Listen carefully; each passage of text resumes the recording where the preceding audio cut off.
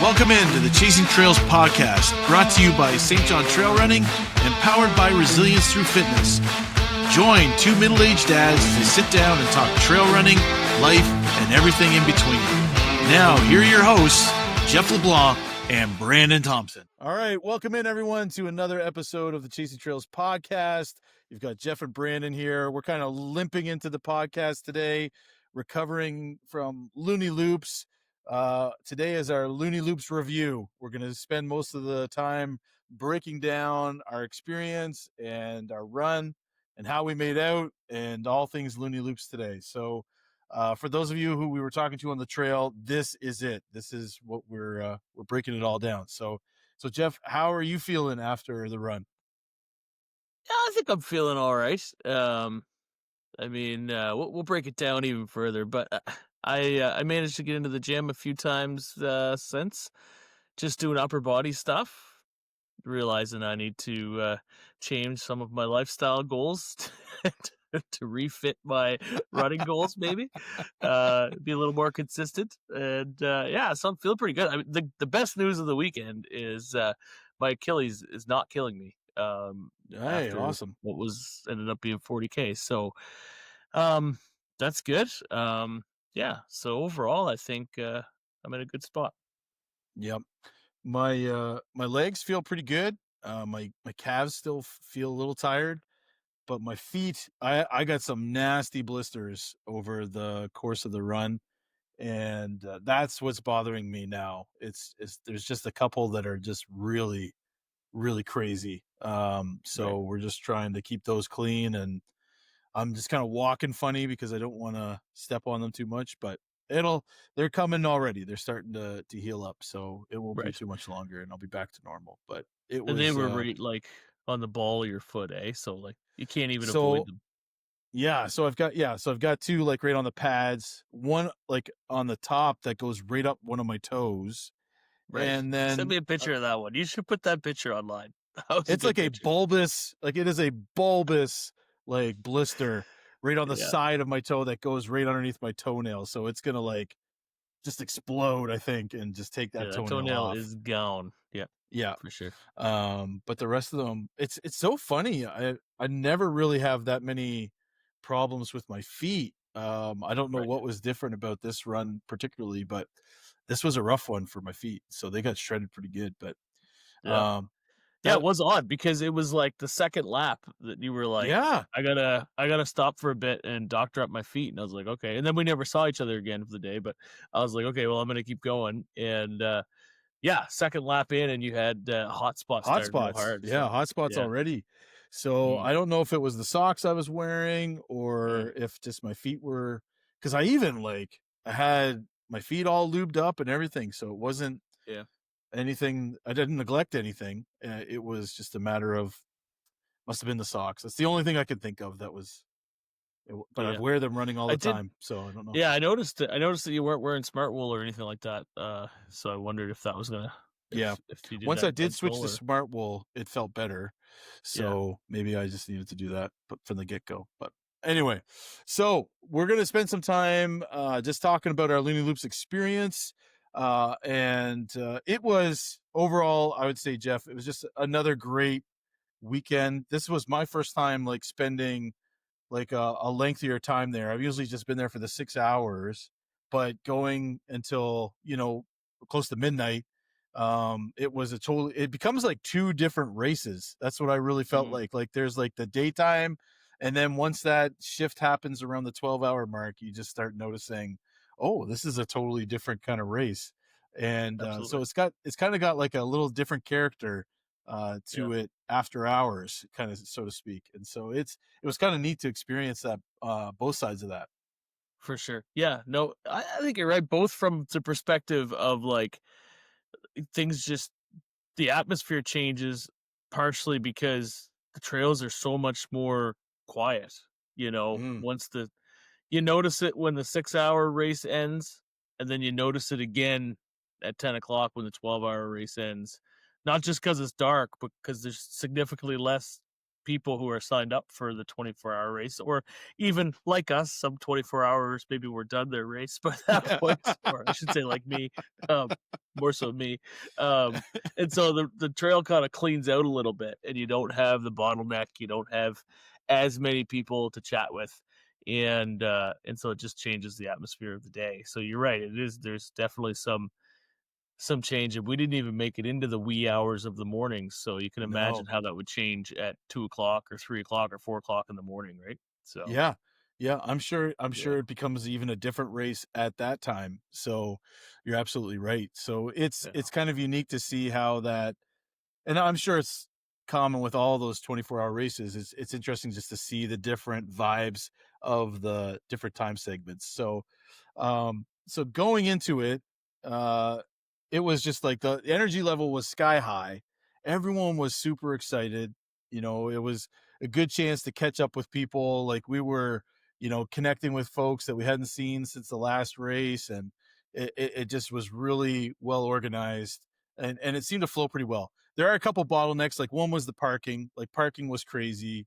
And also the water, like there was no water either. So just the amount of people, because there's just been so much growth in this race, created a couple little sticking points, but overall those got resolved fairly quickly. I mean, parking, as as people begin to finish their races, we had great parking spots, for the rest of the time. But I just know it was hard coming in if you were coming to visit, like mm, our families were coming to see us, during the race time. It was tricky to yeah, get into certain spots, but that's yeah. just Heidi part just of illegally the parked. space. She didn't even bother coming in. She must have got a text from Natalie telling her that it was quite difficult to park after you went through the main parking area and down into the woods. And so she just parked at the forest school and like parked in front of the gate, blocking it, but off to the side so someone could still get in. And she's like, "Do you think I'll get towed?" I'm like, "Well, I can't imagine anyone's going to the forest school on a Saturday afternoon. So no, you'll be fine." And so anyway, sure enough, she was. They were there for 2 or 3 hours swimming. Man, my kids loved that water Yeah, the obstacle inflatable thing. course or whatever it was, that huge Yep. inflatable thing, man. Yep. They spent hours swimming. It was funny because I would come around the loop and you could see it and you could hear the kids swimming, and I knew a couple of them were causing problems because every now and again I'd hear like a out of line or something like that. It's because they pushed someone into the water or threw someone off or something. I was like, yeah, that's my kids causing Yeah. problems out on the water, the water toys. So Yeah. anyway, it was That it was was a good. huge thing. Yeah, I agree. Like our kids loved it. And I don't know about you, but I'm already just super proud of my kids for being able to pull themselves up onto those things. When I was a kid, I could never haul my fat rear up onto those things. It was like if I got up once, I'd be like, "Oh, this is the best." And my arms would be just so dead. They'd be so Could you dead now? tired. That's the I don't question. know. I don't know if I could get up those, to be honest. Those, like those Saturn things, like just, Yeah, oh my goodness, it would just be too much upper body strength. And so I would always try to be king of the hill because I just didn't want to pull myself back right. up onto that thing again. So Yeah, it was just like kudos to them if they're fit I enough to get it. get up on those things now, I get because it. Yeah, yeah. it definitely wouldn't be me. But Yeah. yeah, so that was a cool element. And it was just the whole time lots of great stuff at the aid station. I'll get into that when I talk about my race experience. Everything seemed to flow on time and well. The swag bag was fantastic. Just overall, my overall rating of it is just a 9 out of 10. What would make it a perfect 10 out of 10 is if we had a massive field to park all of our cars. That would be the only thing that I would add. But you can't control some of that stuff. So Yeah, it's exactly. a great experience.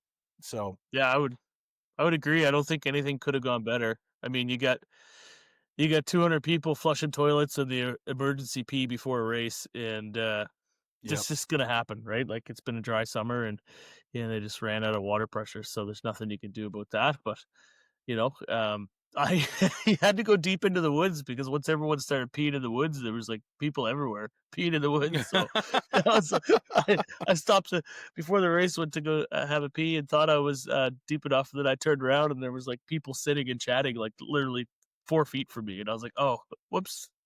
So, Yep. hopefully this isn't running downhill, but anyway, Yeah. is what it Yeah. is. So I'll be honest too. Like shy me always gets a little thrown with the co-ed bathroom. I'm just like, oh, okay. It's like the Wild West. Like we're all just going here. Like this is what's gonna be. Sure. Doors Yeah. are left open. Like it's just like Yeah. this weird experience. And you're just like, okay, we're all in race mode. We're all just not really paying attention. But so that always catches me off guard when I go in there. But I didn't I have to pee always that much actually. I kept forgetting to like latch the door, so I would just like go to the bathroom, and I'd always get hit in the back with the door. Someone pushed it open, and Slap you in the back. it was always a lady, and so they could tell they felt bad. I was like, "That's not your fault. It's my fault. I didn't even latch the door." Like, yeah, you hit me with it, but that's my doing. But anyway, Yeah, I just don't even think about it, right? So that's a sort of dynamic of itself for sure. Yeah. Also loved the flags, the Hall of Fame flags. Mhm. Like those are awesome. Very cool addition. Some of the on trail stuff was amazing, like the Light Bright and the game. I wasn't smart enough to figure out the game. Like Yeah. I I just still don't know what the game was. Did you find out? yeah. I So have no on the idea. back of the signs, there were like letters that spelled out a message.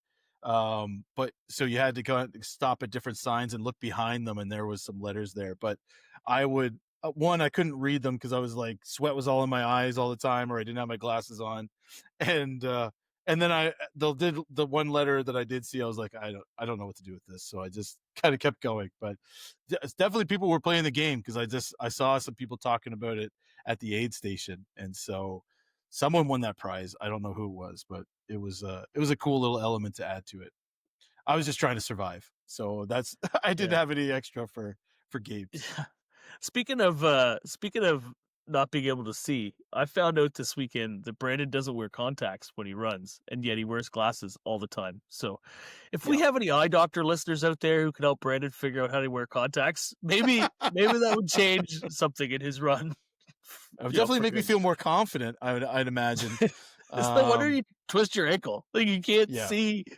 Oh, I Stuff. can't see any. Yeah, I can't see that stuff. I'm not like super. I can see things on the ground and all that sort of stuff. My eyes aren't that bad, but it definitely can't see that far ahead of me. So Right. if even if I was looking up, I probably wouldn't be able to dodge anything because it'd just be a blur. So yeah. Anyway, I just So- learned to live with that. I've never worn my glasses playing sports. It's just been Yeah. kind of they weren't that bad, but I did have goggles actually in high school basketball, but that was a poor choice. That was kind of geeky. Anyway, They made you look so cool, I'm sure. right. Horace Grant was a big deal at the time, right? So I was like, all right, Yeah. I'll look like Horace Grant from the Bulls, but as a You did. well, as a white kid, a short white kid playing basketball, The short, chubby white kid. it wasn't really pull the it look. off well. It doesn't really. It It was very un-Horace Grant like. I need to text your sisters and get a picture of that for the show. Oh yeah, man. They're constantly just getting broken because I get bashed in the side of the head because I'm dumb as a post. It'd just be like smash my glasses, my goggles. Anyway, it's a whole thing. Anyway, Yeah. that okay. So that's kind of our general overall review of the race itself. Let's talk about our experiences. Okay. So how'd you feel lining up at the gate at the beginning, Geoff? How did you feel like starting the race? What was that experience like for you? I thought it was great. I mean, we got there fairly early with a nice cup of Starbucks and just kind of hung out, and the atmosphere was very light and chill. And it's one of the first races that I've done that I hadn't really set any like real hard fast goals in my head that I felt I needed to achieve for whatever reason. So I was pretty loose. I wasn't nervous. I didn't have any feeling of like, okay, I have to go out and do XYZ today. And I could just kind of hang out and chat with, I got caught up with Alex because I hadn't seen him in forever, and we discussed our like Achilles problems, although he had an actual slight rupture where I don't, and so we had a good chat around that, and I caught up with Jackson and Adam and Ann, and yeah, I talked to a lot of people. Mark Hemmings came over and we had a good chat, and so it was just nice to see people and be at a race that I didn't feel any pressure to like do anything specific. I was just gonna go and run what felt good. Although thinking back, none of it felt that good at the time. Felt good afterwards.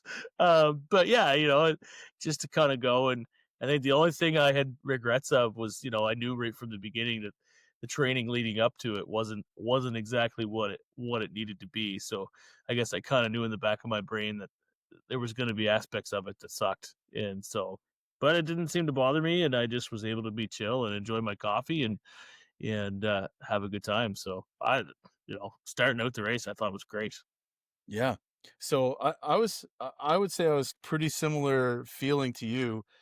It made me realize that this is probably how a lot of people experience races. Like for me, for a long time, it was I was very nervous because I had like a level of intensity in my mind that I was like, I got to get this goal. You felt that pressure. I didn't feel any pressure this time. Like I didn't feel like I needed to if I didn't reach this thing, that the world was going to fall apart. I didn't have any of those feelings, partly because like our training up to that, the Chasing Trails taper was very real. Like it was an amazing 3 months of like just not really running that much. And so I was like, well, I'm just going to try and give it my best. And it was, yeah. So like just being able to chat with everyone, seeing people even from Nova Scotia, like we saw Nick, who had been on the show, who won the Keji Backyard Ultra, being able to chat with him a little bit, catch up, and just see some familiar faces from our own trail running community were just great. And it was really, I was glad we showed up that early, honestly. Like it felt like we were there super early, but I was glad we were because it gave us a real good chance to connect with people and to just have a leisurely run up to the gate, right? Like because we didn't have to rush. We could just put our stuff on when we wanted to and chill out in our chairs, and the weather was perfect, so it really was a relaxing time leading up to the gate. We're like, oh, I guess we'll go run for 24 hours after that. Sure. And I'll tell you that the $10 plus tax or whatever it was to have to go set up your stuff early is worth every penny. I mean, it goes to the YMCA, so it's worth it anyway, but it's worth every penny. It was so nice to walk in there with one backpack. All my stuff was already there. I didn't have to carry boxes. I didn't have to worry about the shuttle. If we were parked, Yep. I mean, we got a good parking spot because we were there early, so we were like in the main parking area. But if we had been parked way out, like whatever, you have one backpack with some extra clothes and stuff, and everything was already at the site, and we could just kind of stroll in and put our shoes on, and all was good, right? So yeah. I feel like it was if you didn't take advantage of the night before setup, you should try that next year because it will take another level off your stress of the morning to just not have to get all that stuff out of your car and going. So yeah, for sure. And you didn't have to be there as early either because you had your spot all laid out. So yeah, it was that is like a good move. I that's a good point. So the gun goes off. We go around. The first loop was really fun. Like we were quick the first loop. Like we were moving pretty good quick for us anyway. For us, we weren't like Justin. I forget his last name. He finished second in the 24-hour and did it in 14 minutes. 14-minute loop, like him. which no, I think I took 14 minutes. I think I took 14 minutes to get to the aid station. Like that's got like from the start line to the aid station. I was like, oh, get to the hill. Oh, yeah. But it was good to run with. We had some good friends that we ran with, and absolutely. Like I said, it was good to run with you for the one loop that we did together, and then loop 2. It was like you and I were on the same pace, but just at opposite ends of the lake every time. Like we would just always be in different spots. And so I was always just constantly looking. I was like listening for you to make sure you weren't going to pass me. I was always like in the back of my mind. I was like, Geoff cannot lap me. I just need to stay ahead of Geoff. So that was like the whip at my back, just keep going, just try and keep this pace so you can keep Geoff off your back. So it worked. We didn't see each other again until we wrapped 13. Up like 13 laps later. Yeah. it's funny because every time I came into our little tent, I was like, "Geez, Brandon's not here." Like he's just. I thought maybe you were over at the aid station or going to the bathroom, and I'd stick around for a few minutes, and I was like, I guess he's out on another loop. And then eventually, I think Mark flagged me down. He's like, "You guys are missing each other by like 15 minutes. Like Brandon's probably at the base of the hill, and you're starting your lap. Like you're literally just missing each other every time. Every time you come in, you know." And so anyway, I was like, "Oh, well, I won't see him then if that's the case because I'm not sitting for 15 minutes, you know, at least for a while." So Yeah. anyway, Yeah. There was one yeah, chance I was eating a hamburger. It was uh-huh. like around, supper time. And I was like, this might be the time when I see Geoff because I did sit down for a few minutes and Yeah. eat a little bit. But then I was like, the hamburger wasn't sitting super great. And so I was like, I I'm could just going tell to, because when I strolled in to eat mine, there was half a hamburger sitting there, yeah, and I I was like, left it "Oh, half that's not there. a good sign. No, Not a good so I sign." did. So I just left it and kept going. But it was kind of one of those. It was kind of neat to have that motivation to keep going. But it was Mhm. great to be able to run a couple together too. So I It was was, glad yeah, we got that, even if it was at the end. But it was the the aid station. I want to just talk a minute about the aid station. This was the best that I have ever been. You know, hydrated or had like all my nutrition. Like I have never run this well with that kind of like I didn't have any hiccups. Like the greasy hamburger didn't sit super great, but it was like I was able to offset that with like whether that was ginger ale or whatever. The salted potatoes were like mm, gold. Like I was just like, give me more salted potatoes. That was a real great addition to the aid station. Like, so I thought just the whole format itself made it possible for me to run better without having a lot of the same problems I always have. So it was yeah, really good this year. yeah. No, I agree. It was extremely well stocked. The pineapple was good, salted potatoes, the watermelon. They had 3 different kinds of cola, ginger ale, Pepsi, little little shots of maple syrup. I was happy to see that. Yes, I had a that's few of right. those, you know? And then you're right, the salt I didn't think I'd like salted potatoes, but after the first lap, I just saw you try them, and so I grabbed little and grabbed a couple, and I was like, "Oh, these actually." I mean, they're cold, but they're good. Like just the right amount of salt, and they go down easy, and they're not a strong flavor of anything that's gonna make you like kind of gag later on in the day. So, I ate quite a few of those. Although I don't know where my race went wrong. And maybe it didn't go wrong at all, but I did have some struggles, and so Mm. I don't know what necessarily caused those because I did feel like I was fairly well hydrated. I peed a couple times during the day, and I drank a flask every lap that I was just carrying with me. So that's what 500 milliliters per 3 kilometer lap, and the laps were taking me anywhere between 32 and 42 minutes. So I feel like that's a fair amount of water and electrolytes, and that's generally what I did. Was I switched one flask for water, one flask for electrolytes, rotators on my loops, Yeah. and so I feel like I was fairly well hydrated, but obviously something went wrong somewhere. And so I did 5 laps. I did 10 laps in 7.5 hours, or 7 hours and 15 minutes. And so I was kind of thinking at that point, like maybe I should try to do 10 laps every 8 hours. I knew I would slow down and that wasn't going to happen, but that was my plan for like at least the first 2 8-hour loops. Once I had done it in like 7 hours, I was like, maybe I can do a couple 8-hour stints here. Um, and get 10 laps in for each one. Hmm. And on the fifth lap, I think I was feeling pretty tired, and I was like, "Well, I need to get something more substantial into my belly." So I went and I did. I ate a bunch of salted crackers, almond crackers that I had from Costco. They're like my favorite crackers. I don't know. They're made out of almond flour and they're salted and they're super tasty. So I had a bunch of those and went to the aid station, had a bunch of food, and then felt good. And on the 10th lap, again, I could tell, okay, I'm getting hungry here. Like we're 7 hours into this race. Like I can tell I need something more substantial. So I had Hmm. a hamburger. And then Aaron gave me some poles that someone, that Melissa Mott had left for me. I was like, no, I don't want those. And like, she didn't really give me an option. She was just like started putting them on my hands for me. These poles. Yeah, everyone could tell I was moving a little, limping. I think I had a limp. Actually, halfway through the morning, Mark asked me, he's like, "Is that a limp or your natural gait?" And I was like, "Well, I don't think it's, maybe a little bit of both."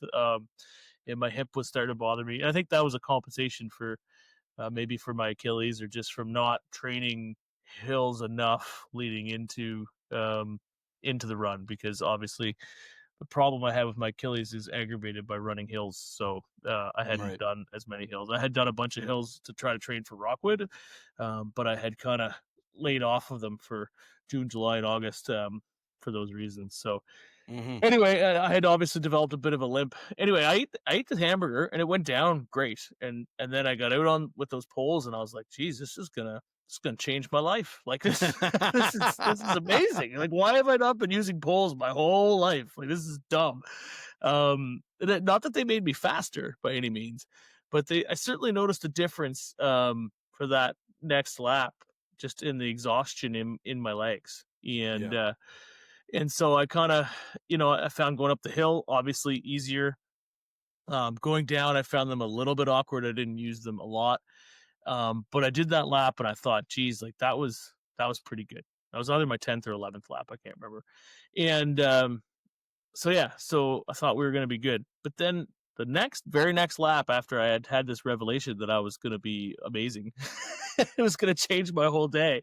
I got to the top of the hill and coming down, I felt like a bag of crap. Like, I don't know what happened, whether it was hydration or whether it was nutrition, or I got behind and the hamburger tasted good, but I was already so far behind nutrition, maybe, that it just wasn't digesting fast enough. But my legs went like completely jelly. And if I hadn't have had the poles, I don't think I would have been able to descend down the mountain. Like my legs were just, there was nothing there. I'd take a step and my knee would like wobble.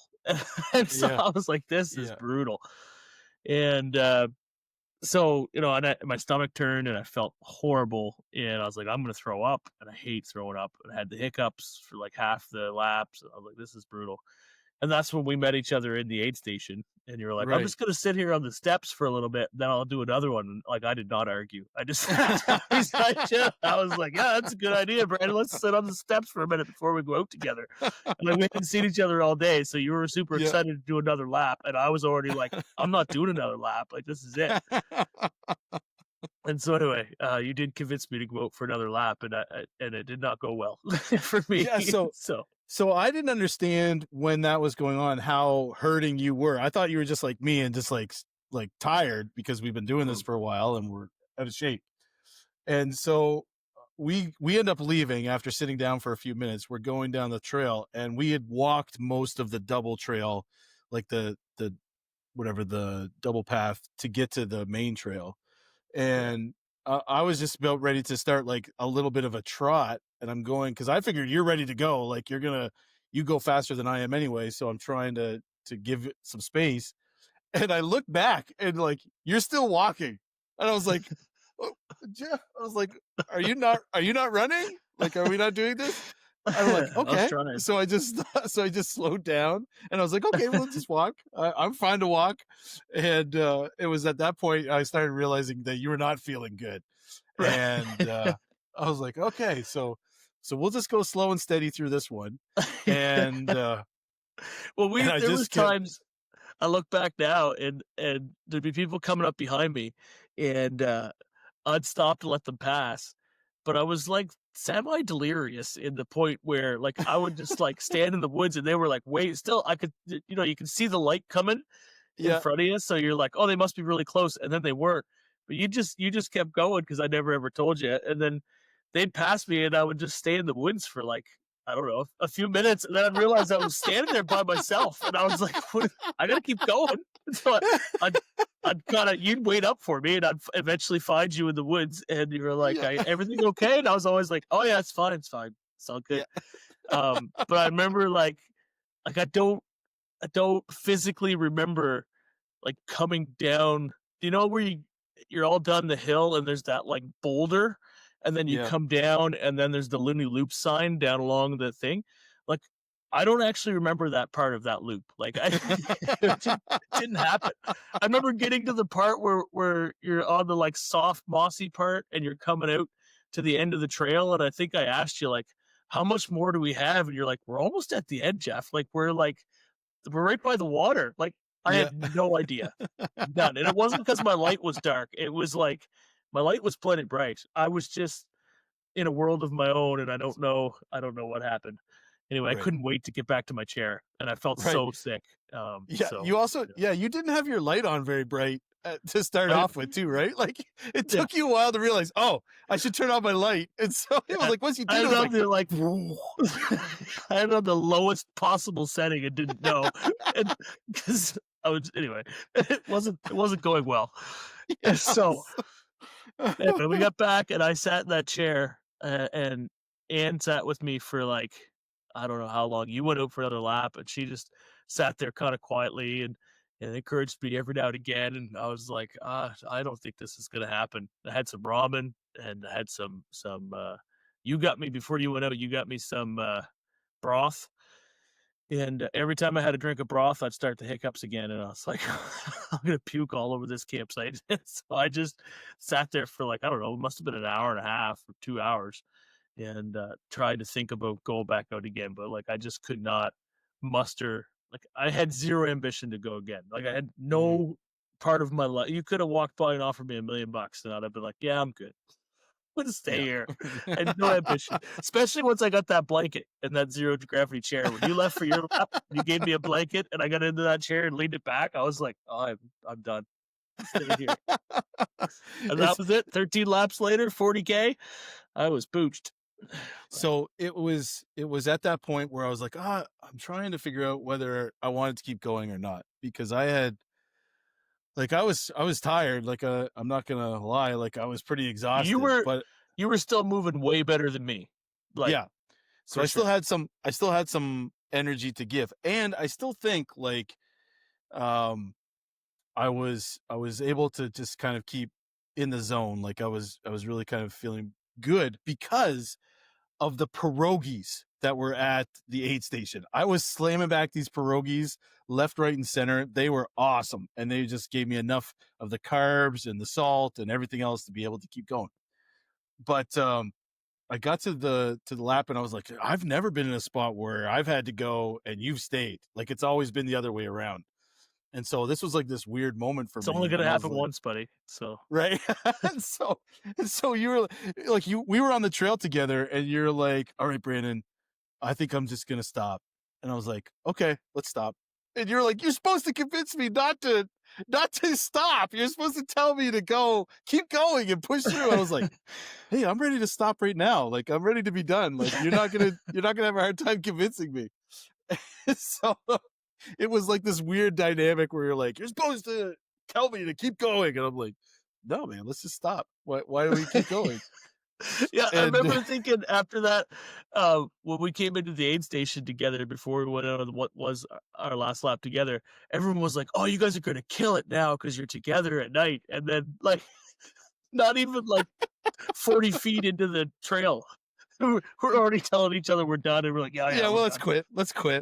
But I did actually really want to go through a couple loops in the dark, and my experience with that was not good. Like it was not a pleasant experience. I don't know. It's overrated, isn't it? Oh, absolutely. It was just so dumb. I was so done with it. Part of it was I can't pay attention enough during the dark. Like I'm looking around.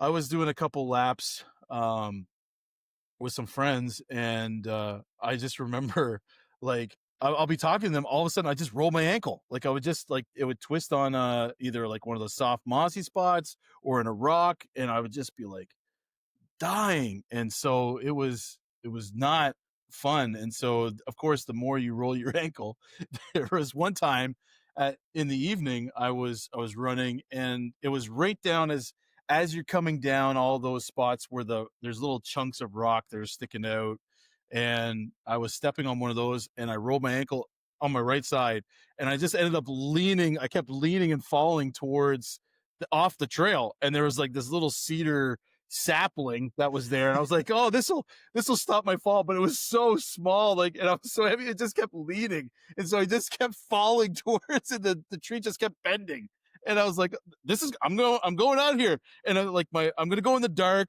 And like my light was just shining up like the bat signal. And I was like, oh, this is not good. And so And Kevin grabbed me by the shoulder and pulled yeah, you that's back right. onto the trail. So Kevin McDonald was like, he grabbed me, tried to pull me back onto the trail and save me. I was like, oh man, if you weren't here, this could have been really, really bad. And so I was glad that he was there for that. But I rolled my ankle twice with him on that last lap. And he was like, yeah, you should probably stop. And I was like, yeah, I mean, I just keep hurt myself. So He's not just an orthodontic, folks. He's a that's smart right. guy Yeah. too. He knows what he's talking about. Yeah. And so after that lap, I was like, okay, I got to run at night. I got to do those things that I wanted to do. I'm pretty happy with the distance. I didn't get I didn't get to ring the gong, but that didn't bother me at all.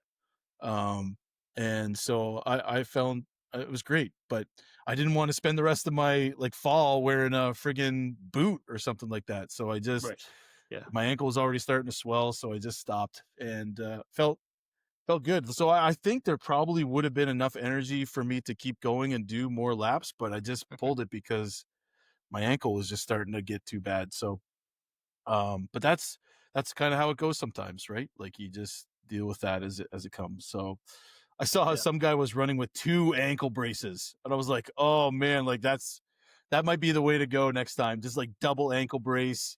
Just like, no way those things are moving anywhere. Like you're going to fall before you roll an ankle. I'm like, that's the way to go. So maybe that's what I'll start moving towards. That's a good idea. I don't know if that's a good idea or a bad idea, but I think it sounds logical in my head. Yeah. So I don't know. I'm not at all disappointed with my effort. Like I feel good about the fact that I ran 40K and over 3,000 feet of elevation, and for the training that I did, like it was almost like a 0 to 40K, pretty close. Couch to 40, couch to 40. So to me, like that's. I forget who it was giving me a hard time one time, just joking. Obviously, we were having fun, laughing. Someone said something. I was going up the hill. I think it was Blake actually, and he passed me, and he was going on one of the switchbacks above me, and he was like, "All that golf had prepared you for this hill like nothing else." And I was like, "You shut up! I'm in rough shape right now. It's enough out of you." He's like, "Those early morning golf trips you did, man, they really prepared you for this hill. You got it. You got it." And I was like, I thought it was funny. Like, it didn't bother me at all, but he was right.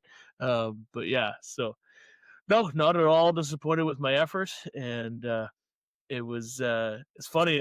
It was obvious we were having a good time because we were done, had agreed to be done, and we still stuck around for another hour deciding if we were actually going to go home and sleep in a warm bed or just like stick it out for the night and watch other people run and maybe do another one or whatever. But it took us a while to just finally be like, yeah, we'll come back early in the morning. And I mean, after having a shower and get into a bed, I am super excited we made that decision to go home, have a shower, and come back for the coffee in the morning, because I love being there in the morning. It was awesome. But it's always so inspiring to see people finishing their race and just to see the suffering and watching people come in and then being like, oh yeah, I think I have time for one more lap. And I look at my watch and I'm like, that's crazy. Like how do you even have the ambition to go do one more lap? Like Amy came in, Blake came in, Corey did one extra lap after running 139 kilometers or whatever. He went and did another one and finished at 142 or whatever it was. Like, I mean, he won the race because of it. So, like, you look at that and you say, okay, fine. But, I mean, at the end of the day, like, these people coming in after doing close to, 80, 90 kilometers are being like, oh, yeah, I got time to do one more lap. And you're just like, man, that's intense. Yeah. Good on him. And I just, what I love, too, about it is that on the loops, I actually got to run with people I don't normally get to run with, even if it's only for like 2 seconds. You know what I mean? You get to see all those front of the pack guys go by you, and we're always just, cheering each other on and that sort of thing. And it just feels like, even though I'm just seeing them, it makes me feel like, hey, I'm actually running this race with you guys, So whether it was, seeing Tim go by us a couple times, or there was one guy, and I wish I caught his name, but he always passed me at the same spot every time. Yeah. And he was always Very like, "Hey, consistent. great job, keep going." And I was like, Yeah. "How many times have you lapped me?" It's like 5 times these guys lap me. And it's always like right by the entrance to the path. And I was like, "Oh my goodness." But he was always great. He's like, "Yeah, keep going, Brandon. You're doing great." I was like, "Yeah, we see each other every time, the same spot." So Yeah. it was it was really cool to be a part of that and to be able to celebrate with people as they were kind of getting through. And yeah, I just love that format. And I love that there's Yeah. no time pressure. Like, you know Right. what I mean? Like that Yeah. No hour to cutoff finish it time. or whatever. Yeah. Yeah. I Yeah. find For that sure. just stresses me right out. So this was like Yeah. a good way to just enjoy it. So It's funny. um I was going to ask you what your favorite part of the race was, but that was yeah, that was it. mine. It was Yeah. actually my favorite part too. Was like you hear about the fast runs and how fast people are moving through trails when you do Rockwood or you do East Coast, Beast Coast, and you know the other races that we do Bootstrap, and you hear about their time, but you don't really get to witness it because you're at the back. Yeah. They're so far out the front that you don't see them ever. Yeah. But in this format, like I got to have a conversation while I was running with Corey Ross more than once, and Cody, and a fellow named Justin, who I don't remember, like I said, his last name. He's from Nova Scotia, finished second. But he was a super nice dude, and he stopped and asked me my name at one point. Like, just took a little break in his own race just to check and see how I was doing and what my name was and introduce himself. And, like, it's just a dynamic that you won't get anywhere else because Mm. you can have fun. And I get inspired, but also, like, just kind of in awe of the fact that these guys are passing me and seeing how fast and how good they're moving. And then I'm just like, how do they do that? How are they moving so good? Yep. And I find it a cool part of the race. The other part I like too is that, like, even people, like Ann picked us up for a couple laps. I'd be at the aid station and Ann, stopped in and was like, "Oh, well, I'll run the next lap with you." There's a couple times where I wouldn't have had nearly as much fun running if I hadn't have picked someone up at the aid station and started the lap with them. There's a chance I may Yeah. not have gone out again way earlier in the race if it weren't for people like that, seeing them on the race. And Tim gave me some advice a few times about, adjusting my goals, and Cody, stopped and gave me some advice and, encouraged me and stuff. So, like, that's just such a cool part of that race that you don't think of in other races because they're not there. And so it really gives you an opportunity to appreciate the community, not just before and after, but during as well. Mm. It's the only race that I have ever done. I was out there running for 10 hours or whatever it was. My moving time was like eight hours and something like that. Without any headphones because you Yeah, didn't that's you didn't right. need them because there was Yeah. always someone to talk to. The laps aren't that long, and it was like, well, I don't want to put my headphones in because then maybe I won't hear someone coming behind me and I'll get in their way and slow them down. I don't want to do that, but also I don't need them because I have these people that I can run with and talk to and have a good time. So there's a lot of fun Yeah. that way. Yeah. So that's exactly right. Like, I'm a dedicated headphones guy. Like, I'm usually listening to music and I really struggle if I don't. But this Mm. time I didn't wear them the whole time. Like, I didn't wear them once. And I didn't even really notice it that much because you're having those conversations. You're exactly right. And I'd Yeah. forgotten about that. But it is that kind of really that bonding that happens on the trail that you get when you're suffering with people together, that people who don't do it just don't understand why you go through that sort of stuff, right? And Yeah. there is that kind of forging that happens in the fire, of competition, and also doing things hard things. That makes it pretty special, and so you got guys you know who are tripping and falling and still going on, Yeah. um and who are just pressing through, and that's just like gives you motivation to keep going forward, because of all the pain that they're into. But yeah, altogether, just a great race. Always, it's moving up the leaderboard here for my favorite one of the Oh, whole trail series. I mean, it's already, I think, my favorite for sure. For Yeah. sure. So But the only time I felt a little bit of pressure and felt a little bit slick was when we snuck out without saying anything to anyone. Yeah, So, like, that's we right. left pretty quietly into the night. We just kind of, the last thing Adam said to us when he went for a nap was, "Do not leave," and he walked away. And I knew Ann was waking him up at midnight. It was like 5:02. I was like, "Brandon, let's go. Yeah, it's time to go. Let's get out of here." And so we just snuck off and didn't say a thing to anyone. And yeah. because I was like, man, if I'm still here when Adam wakes up, I'm in for a world of hurt. So I'm just gonna only because I was like, I'm only stopping when Adam tells me I can in the previous episode, right? So I was like, I gotta get out of here before he wakes up. Anyway, he sent us a nice encouraging message and not an earful the next day. So I was he was very gracious. Amber was like, "You ghost ninja'd us. Like, what are you doing? Like, you just disappeared." I'm like, "What? What are you talking about?" She's like, "You just left. Like, you didn't even say goodbye." I was like, "Yeah, that's because we didn't want you to convince us to stay, so we just were gonna leave." Yeah. I heard what you were doing to the other people who were throwing up, convincing them to go for more laps. So that's right. I decided to sneak off. We did. We came back. Right. So yeah, I think that was also like going home and having a shower was the most painful shower I've had in a long, long time. Yeah, because you mentioned that. I texted you and I was like, "That was a beautiful shower." And you were like, "Not for me." Not for me. It was like there was like daggers going down the chafing in my crack, and there was like my feet were on fire, and I was just like, like the whole time I'm just like trying not to like be in pain, but I had to get myself clean and especially my legs. So when I was bending over to like scrub my legs, all the dirt out, it was like just water just starts streaming down like a river of fire going down my butt cheeks. I was like, this is the worst. That is I won't. Transversely, I got home and the basement door was open and went right in and there was a towel laid out for me and the shower was all ready to go. I got all nice and showered off. I go upstairs and there's an apple pie piece waiting for me on the table. And I look over and there's a bed made with 2 blankets and a pillow on the floor in case I didn't want to go upstairs. And like a little light left on and a little note. And, I went home and it was like I had transcended into heaven at Becky's house. I was like, oh. And so, like my mother-in-law treated me really well. And so that was great.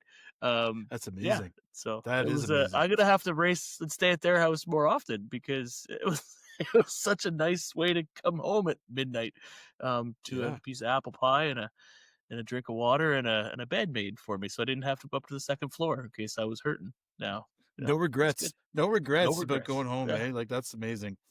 So, well, Geoff, anything else you want to finish off with? I think that gives a pretty good coverage from start to finish of our race, and I think so. Just a good wholehearted recommendation for the race altogether. If you're listening to this, you got to sign up next year because it is capped. Like it'll never get bigger than what it is now. And so you want to get in early when the registration opens up because it is worth it. It is a good opportunity. So,